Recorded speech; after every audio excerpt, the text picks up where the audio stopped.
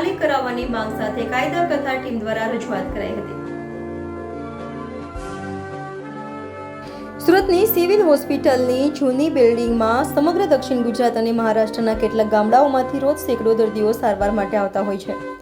ત્યારે સુરત નવી સિવિલ હોસ્પિટલની જૂની બિલ્ડિંગ જે જર્જરિત થઈ ગઈ હોય તેને ખાલી કરાવવાની માંગ સાથે કાયદા કથા ટીમ દ્વારા ધરણા પ્રદર્શન કરી વિરોધ કરાયો હતો અને સેંકડો લોકોના જીવ મુશ્કેલીમાં હોય તેવી વાત કરી હતી।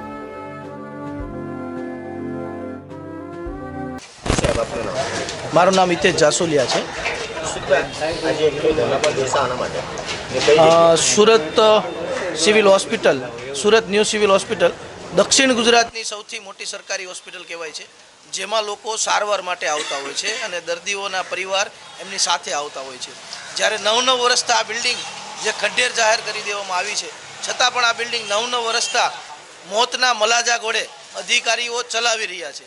ત્યારે આ દર્દીઓ અને પરિવારો જે આવી રહ્યા છે એમની સાથે એમને ખબર નથી કે અમે સારવાર લેવા જઈએ છીએ, પરંતુ અમારું ક્યારે પણ મૃત્યુ થાય એનું નક્કી નથી।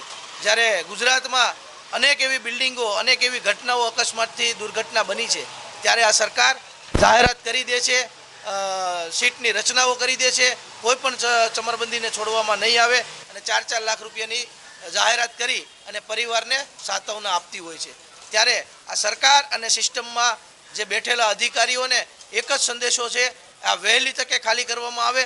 જો આગામી દિવસોમાં એટલે કે ટૂંક જ સમયમાં આ હવે ખાલી કરવામાં નહીં આવે તો આજે તો અમે પ્રતિક 1 દિવસીય ધરણા ઉપર બેઠા છીએ, પરંતુ આવનારા સમયમાં જો આ બિલ્ડિંગ ખાલી નહીં થાય તો અમે જ્યાં સુધી બિલ્ડિંગ ખાલી નહીં થાય ત્યાં સુધી અમે અહીંયા ઉપવાસ પર બેસીશું અને દર્દીઓ જે નારાયણ એટલે કે મધ્યમ વર્ગી અને ગરીબ પરિવારમાંથી અહીંયા સારવાર લેતા હોય ત્યારે એમની પણ એક આશા હોય છે સરકાર પર કે આ હોસ્પિટલ અમારા સુવિધાઓ માટે હોય છે। ત્યારે આ સમયાંતરે આ બધી સુવિધાઓ અને વિકાસના કામો કરવા જોઈએ, જે આ ધરણાનો મુખ્ય હેતુ છે।